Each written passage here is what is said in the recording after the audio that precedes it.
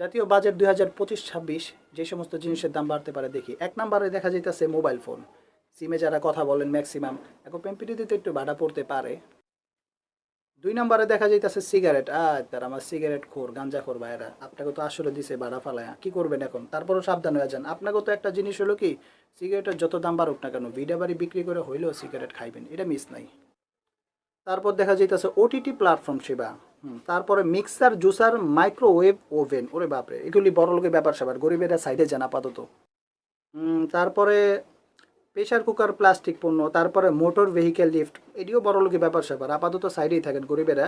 Washing machine, AC, compressor, বাপরে।